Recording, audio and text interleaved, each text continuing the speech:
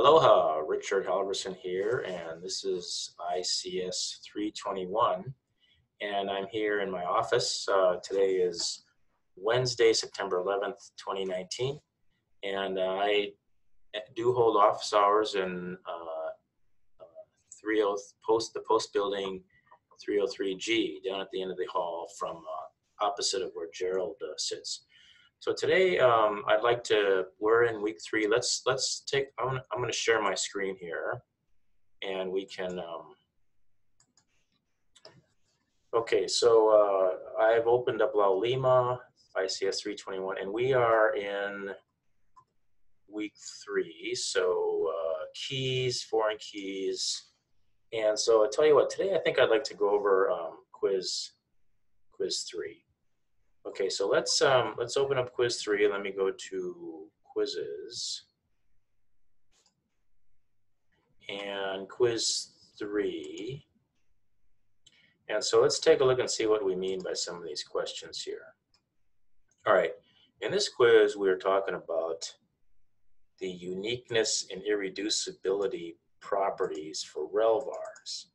And a key for a rel var is a subset of the heading where no two tuples can have the same key value, that's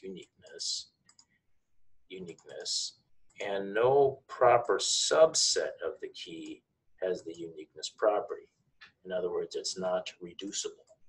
So we have this hypothetical class list here, and we're going to go through and try to answer all these questions. There's like 10 questions here, and they're all about the same kind of questions, and it has to do with which subsets of the key values or of the columns, the fields can qualify as a key.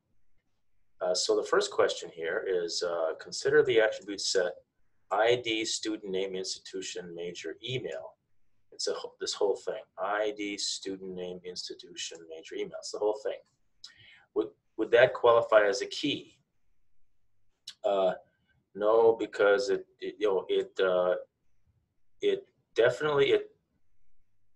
does have the uniqueness property, because no record, if we consider all of these fields consisting of the key, there would never be two fields or two records entered that are the same in all of these fields.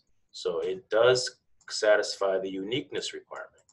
However, it does violate irreducibility, because we can just take some subsets of these fields and they would qualify as a key. Specifically, if we look at this carefully, we see that ID can qualify as a key because the ID field will always be unique. Assuming that a person is only going to be in this table once, every person has a unique ID, and so the ID field alone could serve as a key. Email also. Every person's only going to be in here once. Every person's email address is unique, so the email address itself could serve as the key, the primary key. Student name, it can't. So we see here that there's 2 David J. Lees. Institution, no, it's certainly not. They're all the same. Major, no. There's a couple people that have management. There's no other subset of the 5 here other than the 2 I mentioned. So let's continue on. I'm going to answer this answer here. Consider ID, student name, institution, major, email. Is this the same question? It is the same question. It's meant to hit next. Okay, ID, student name. Would that qualify as a key? ID, student name. No, because it violates irreducibility. You can reduce it down to just ID.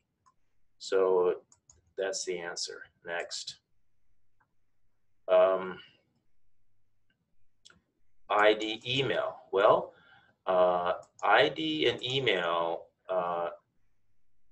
it's again, it's reducible. It's definitely unique, but again, it's reducible because we really only need one or the other.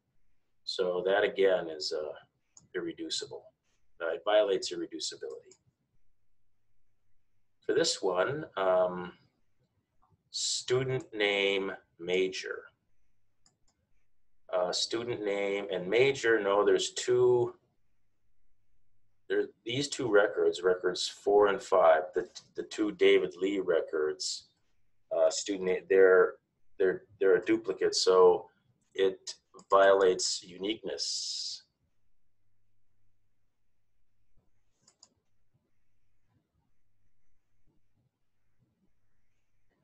What's next? Let's see. Institution major. No. Again, there's a couple of managements, couple of marketings. That would be uniqueness. Violates uniqueness. Let's see, what about this name? Student name? No, because it violates uniqueness. There's two records that have the same student name. So it violates uniqueness. What's next? ID itself? Yes, ID itself would qualify.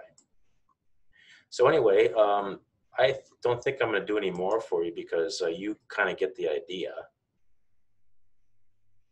You get the idea.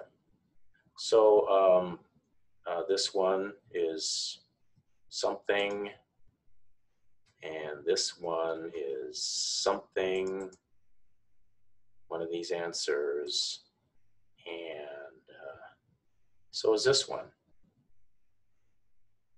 All right, so you should be able to get figure out the answer to that. So I think that's pretty good. I think I will. This is about a 10-minute video, and I hope now there are several of you that have not finished the quiz 3 yet. Let me just check and see how many of you there are. And if I go check and see, there are only 18 of you have submitted this quiz. So there's about another 40 of you that still need to take it. I hope this has gotten you off to a good start. All right, I will. When I come into my office hours on Wednesdays, starting around 2 o'clock today, I was a little late, 2 to 3:30 or so, I turn on the Zoom, and you're welcome to log in and join online if you want to. I'll pass that information around more if you want. Let me just show you on the. Let me share my screen again and show you where you can find that information. Overview right here. This is the Zoom URL that you can go to and log right in and see me. You don't have to turn your camera on, but we're able to share screens. You're able to see my screen, and that way we can keep in touch. So I will see you next week. Thanks for watching.